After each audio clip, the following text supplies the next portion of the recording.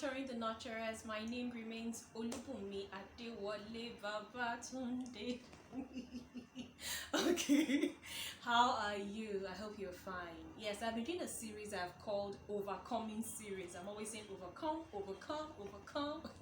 Okay, so join me in this train, on this train where we overcome several things. So today we're going to be overcoming self-limiting beliefs. Self-limiting beliefs. What are they? Now, just like the name is called, self-limiting, it's like a belief or a mindset that restrains you, that limits, yes, restrains you, hinders you, has a way of just caging you, telling you, oh, this is your limit, this is the best you can be. And that could actually be very self-destructive.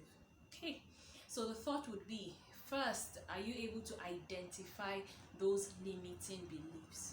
I'll give you an example. This one will make you laugh, especially if you know me. Okay, when I was much younger, I do not know how it got into my head, but I had this belief that I'm not creative. I told myself the people who are creative are people who can do the artistic works, painters, craftsmen, people who just, that was just the way I saw it. And I would look at these people with awe, as in amazement. Till now, I am amazed when I see creative hands. Now, see what I just said now. When I see as though I am not one, it took a long while for me to uproot it from my mind that I am not creative. I think even less than a year ago, I was still saying it, that I'm not creative. But what led me to realize that I was being very defeatist? It dawned on me that the meaning of creativity is the ability to generate something out of either nothing or something which originally was in a different form. You can check the definition, so I'm sure this description would help.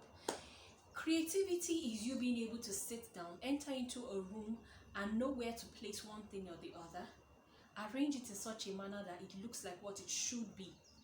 Maybe what you want it to look like is an office space, and you're able to arrange them in that manner. Yes, yours may not be as expressive as for that of some designer, well-renowned designer and all of that, but your ability to put those things where they should be, knowing the right thing to do and be able to put it up, and it is actually useful, something that is really useful. Okay, so for me, first of all, I had to identify the limiting belief. So that's the first thing to do. Identify it. Most of the time, the place to identify it is when you keep noticing that you may be, moving ahead on something, and then you just have this particular belief system that tells you this is your limit. Don't go further. Don't even search. I have found that part of what has helped me is research. Any limit I have, probably I do not know how to do one thing or the other. I research and I find out how to do it. I learn. If you're willing to learn, you're willing to grow. So think about it that way. 1, identify those limiting beliefs. 2, break them down.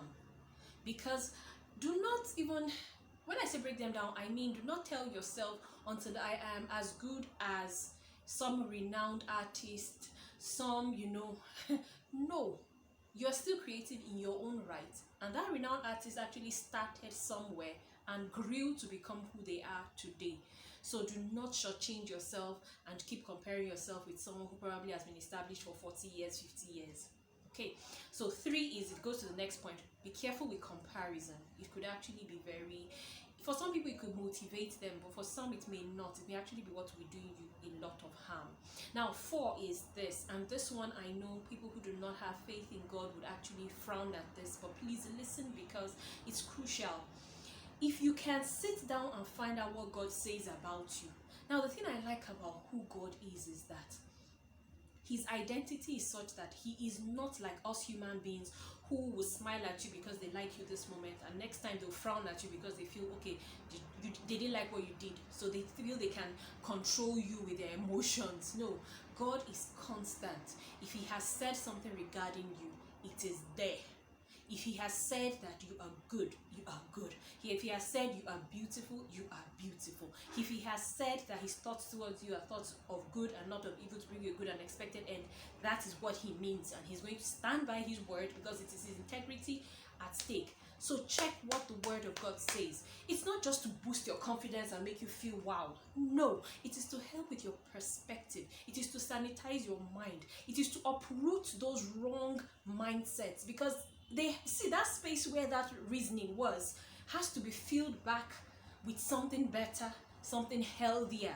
So think about it. Overcoming limiting beliefs is very, very crucial. Very crucial, because some of us shortchange ourselves, some of us limit ourselves, some of us are fearful. It actually leads to that kind of state of mind where the person feels, I can't, I am not good enough, I am not okay enough, I am not ABCD whatever enough, and it is just not the truth. It is not the truth. So sit down, do that, write out those limiting beliefs that you've identified. I've shared one of mine. Write them out and then do the steps I have asked. 1, write it out. 2, break it down. 3, stop comparing. 4, go find out what God has said regarding you. Have a good day. Have a lovely, lovely day.